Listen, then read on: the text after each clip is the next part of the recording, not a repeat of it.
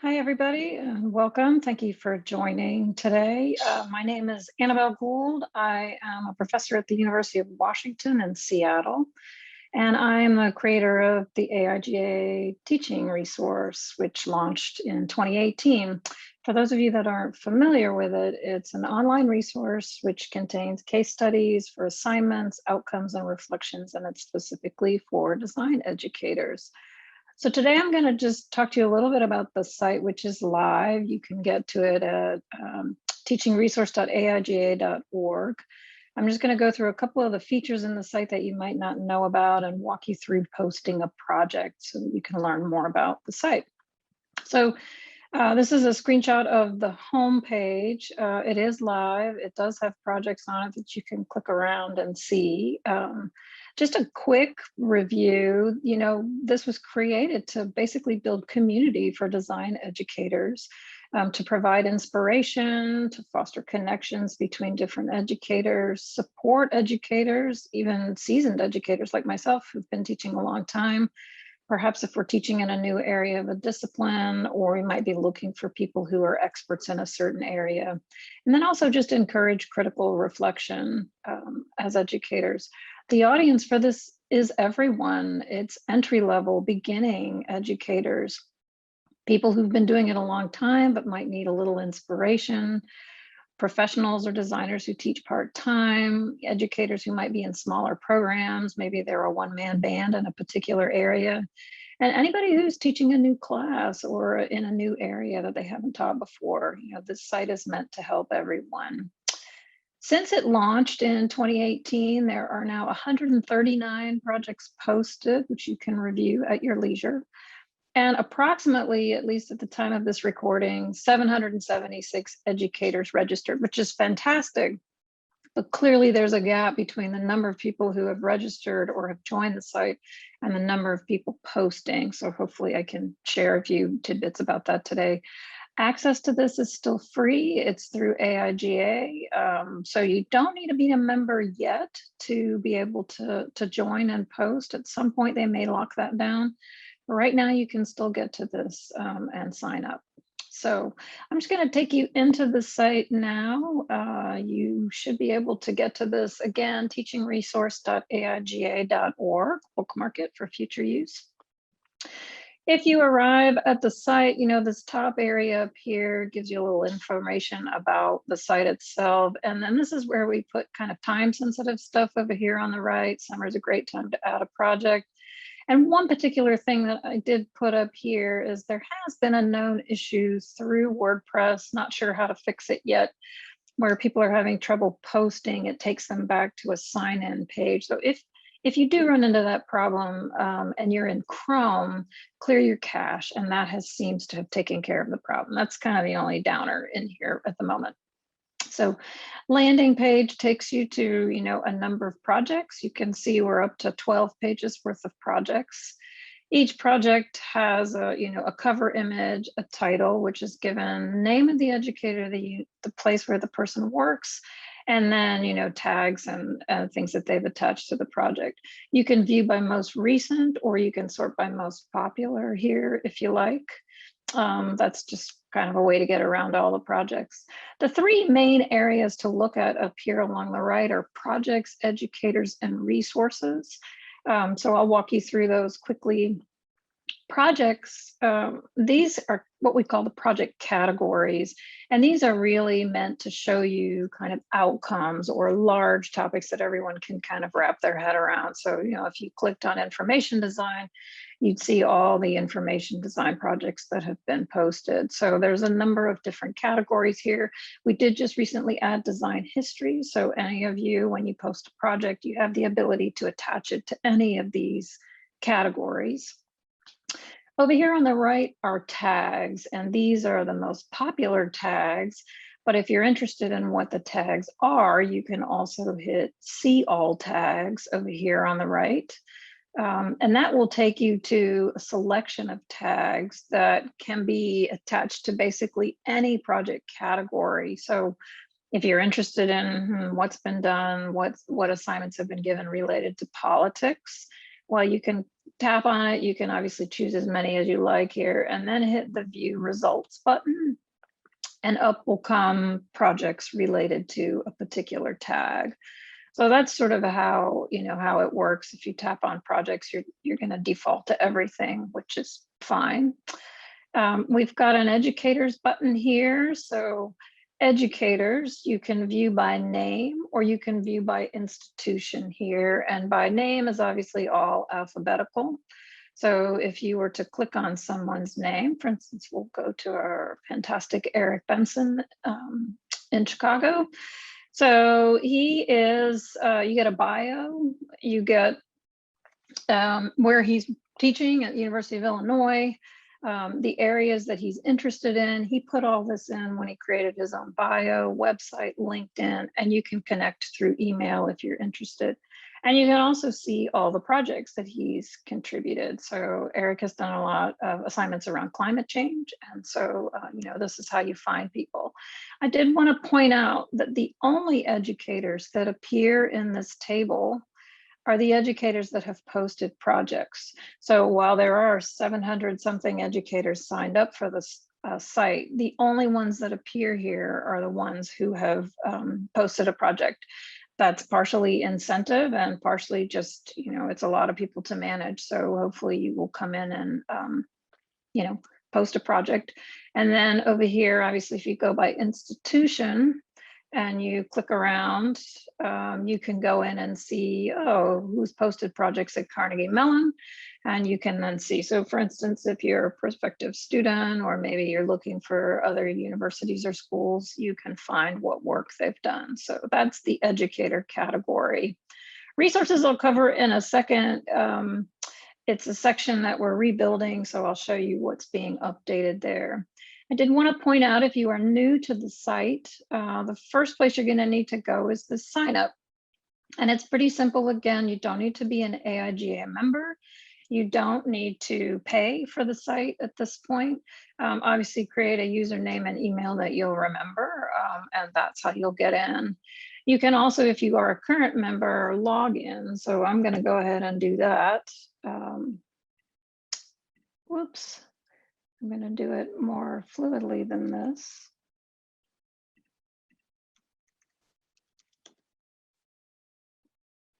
And now I'm in. And so if you're in, you'll be able to see your name up here, and you can view your profile, edit your profile, or log out.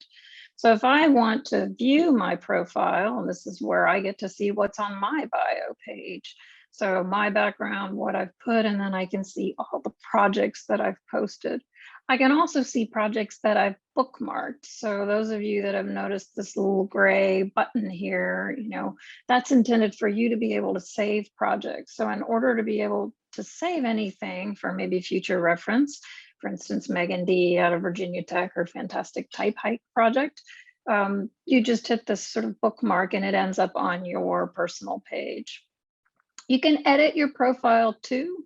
So once you get in, there'll be a form, and this is where you can change your institution, you can add your teaching interests, you can change your photo, all that sort of stuff is here. So that's kind of the background if you are kind of logged in. I happen to be one of the admin for this, so that's why I get the WordPress interface around here. So, so I wanted to share with you quickly kind of what's involved in posting a project. So if I'm here and I'm logged in, do need to be logged in to post a project, just hit the red button there and you'll be able to walk through posting an assignment. With the assignments, I encourage you to kind of think about what you've done in your classes, but also pull from the syllabus or pull from your assignment sheet. So what's the project title? How long it was? You've got the option for day, week, month. So you'd enter a number. Hopefully this is fairly straightforward.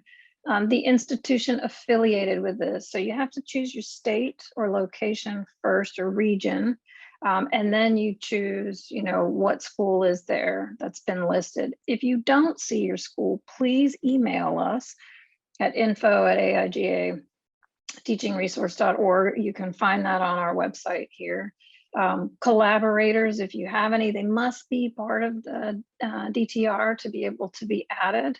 So if you were able to, you'd pull somebody from here. So you have to sign up, obviously. And then here come all the tags and the categories. So, you can choose capstone, branding, whatever categories you think. These are the project tags. So these are associated with the assignment, but not tied to the final outcome. You're not limited. You can pick as many as you like here. Always looking for suggestions for tags if you happen to have any. And then the project brief. And this is really where, I think a lot of people think, oh, it's going to take too long to post here. Just pull from the assignment sheet. It doesn't have to be, super long. Design a poster that depicts, the importance of voting. So it can be short learning objectives. These are likely, again, on the project brief. Project deliverables. What did students submit? 2 11x17 posters, 1 fully functioning mobile app built in Figma, whatever it is. Project readings and resources. We don't take any PDF files. We're just looking for titles.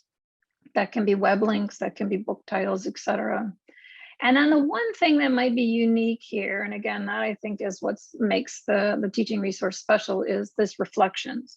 And that has to do with, even here, there's some prompts for you. What went right with the assignment? Did the results come out the way you planned? What might you do differently?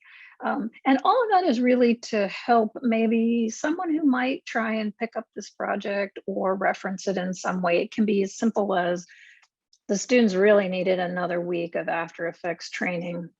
Next time I would employ someone or bring somebody in who could do some technical support, or boy, we needed a little more time on research here, or, the color lecture that I gave wasn't as strong as it could be. It can also be, this has totally exceeded my expectations. The students really were engaged, and I will do this again and possibly bring in outside lecturers, something. So it doesn't have to be long. If you peruse some of the projects, which I'll show you in a minute, you can see what people have written. You have up to 5 images that you can add. And so the first one is going to be the feature image that appears in the project card. You can put the name and a little description here. We don't have the ability to show video on the site, but you can put a URL here if you wanted to link to Vimeo or something else. And then you add the images here. So you have up to 5. We can take JPEGs, PNGs, or GIFs. Once all that's complete, this save project will come highlighted. All of these are required fields. And once that's ready, you can post, and then it will go live. If you run into problems with it, you can go back in and, oops, I'm going to go back in and view my profile and show you a project. If for some reason you post something and you realize, whoops, I have a typo or I need to fix it, you can come back into your profile and change or update it here, add stuff as you like. So this was a project that I previously posted. So it'll always be available to you. You can also delete it. I hope you don't delete it, but if you needed to, you could post it there. So I'm going to just show you a couple of projects here. Let's just for giggles go back to tags. Maybe I'll choose politics and see what's there. I happen to know, here's a project that I did, but I'll show you this one just quickly because I'm familiar with it. So what shows up on a project, if you were to click on any of the projects that you have in the site, there's a title, you've had to make it. Your name and institution are always there and clickable. The level, so again, if you wanted to see all the junior work on the site, you could. Duration, what categories I attached to it, what it's filed under in terms of tags. The edit project comes up for me because it's my project. It should come up for you if it's your own that you've posted. Bookmark project, obviously, if you want to save it for later. And then again, here's how the text represents itself: the project brief, the learning objectives, the deliverables, the resources, and reflections. And you can write as much or as little as you like for that. And then here come the 5 images and how they're represented.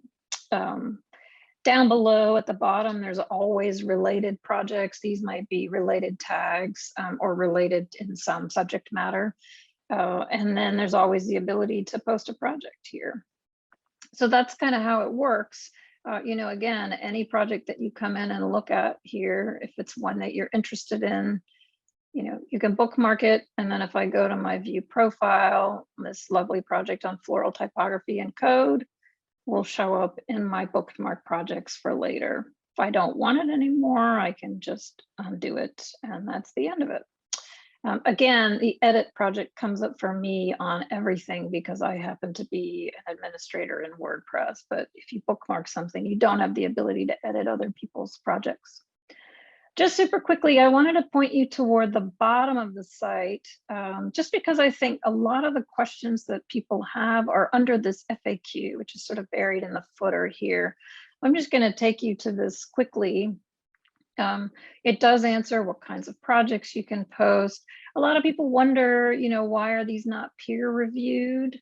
The DEC is a volunteer organization, the steering committee. We just do not have the capability to vet assignments. Not only that, but everybody's institution is different. Your curriculum is different. There's just not a way for us to manage that or decide what is valuable or not. You can sort projects by most popular, and so usually the ones that are deemed, I don't know, worthy or more relevant will rise to the top. So cruising on along, I hear this a lot. I don't have anything that's good. I don't have anything that's worthwhile to put up. I just disagree with that. I think that if you're in a classroom, if you're in front of students and you're giving this to students, the assumption is those students are going to head out and possibly put it in their portfolio. So if it's worthy of a student putting it in their portfolio, it certainly is worthy of the teaching resource. Everybody's inspired by someone else. So even if you have picked up an assignment that maybe you had when you were a student, you can totally credit people, credit former educators, mentors. You were inspired by something you saw. That's absolutely fair game. We're all inspired by, other stuff. So please don't let that stop you. I've heard this countless times. I just don't think I have anything good enough. And that's not accurate at all. If a student can do it, and even if it's a fundamental exercise, you can label things as charrettes. You can label things as 2-hour workshops. All of that is great. We are all looking for inspiration. So please don't let that stop you from posting.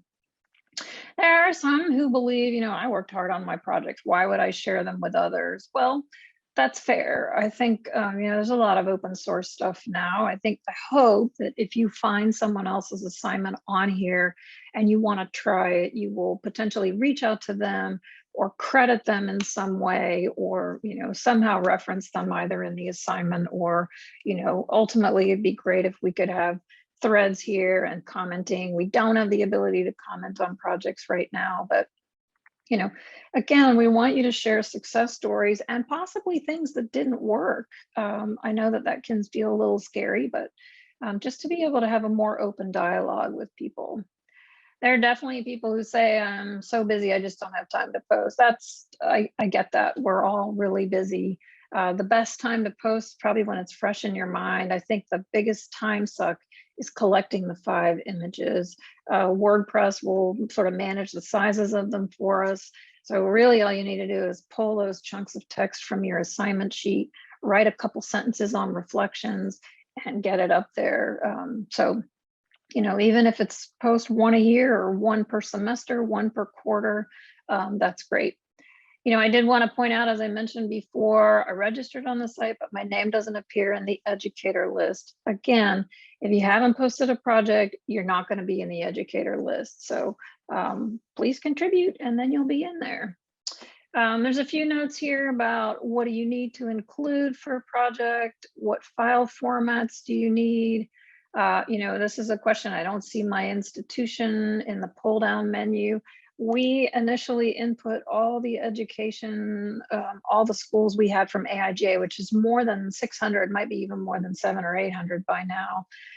But there's always, a chance a school isn't there. Email us as quickly as you can, and we'll add it as quickly as possible. I think some educators have said, well, I posted, but I put it as the closest institution to me, in Arkansas or New York.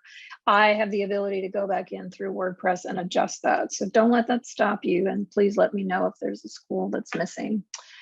Yes, if you've taught at multiple institutions, we can accommodate that. So when you enter a project or when you post a project, you have to associate it with an institution. So if you started out in Ohio and now you're in North Carolina, you can have projects at different places. That's totally fine. So yeah, just look at a few more things here. If you have questions, obviously feel free to email us. I did want to quickly just point out the resources section here. This is really meant to be a list that'll help everybody. It's fairly lengthy at this point and not terribly visual and accessible. So this part is getting redone, but the sections here, you know, we're adding a few sections, obviously. So I just wanted to show you what that looks like now. So again, back to my keynote, this is the current resources page, kind of arduous, kind of lengthy. So this has not been formatted yet, but these symbols were designed by one of our lovely seniors at the University of Washington, Dustin Mara. But we're going to try and make it more visual, sort of like what the project cards are. And so they're more easily accessible here. We have different categories now. So there's a big spreadsheet that I'm working on with members of the DEC, current members. So DEC community, course planning, in the classroom, design history, diversity, equity, inclusion, pedagogy. This is where all the Designer 2025 documents go. Climate change, just because it's such a huge topic. So we're trying to add to this. So anybody who has suggestions, we welcome them. Typography, graphic design in general, resources for students, whether that be interviewing or about professional practice, portfolio stuff. Accessibility, these can be books, these can be online resources, and then grab bag, which is just kind of a mixture of stuff that maybe doesn't fit neatly into one category. So that's what's happening with the resources section. Again, we welcome at info@teachingresource.aiga.org. You can find that all over the website. Go to the footer under About, you can find it there. Questions and suggestions, particularly for the resources. This is kind of a living tool and we want everybody to contribute. We obviously don't have the ability to put every person's publication up there. So the DEC does vet the publications that go up, or at least, you know, tries to have a look at them rather than posting 500 books on typography. It's just too hard to do that.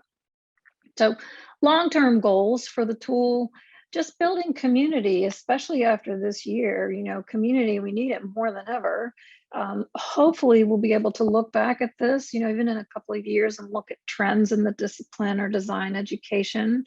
I think just even the, you know, the importance of diversity, equity, and inclusion and more about decolonizing, you know, design, those are rising up in the assignments that have come through. So hopefully we can see more of that.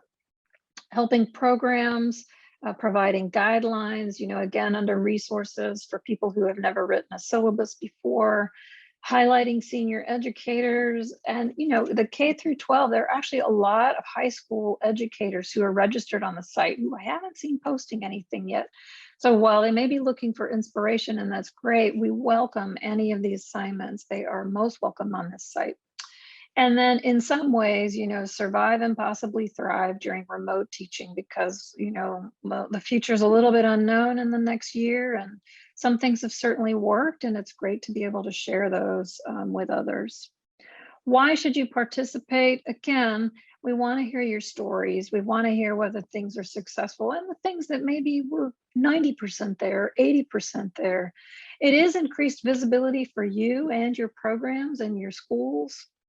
You might get recognized as an expert in a certain area, whether that's information design, exhibition design. You potentially could collaborate with other educators if you find you've got projects that are similar. And then just a richer dialogue with peers. It's just nice to be able to communicate with other educators. And finally, if none of that works, there have been incentives.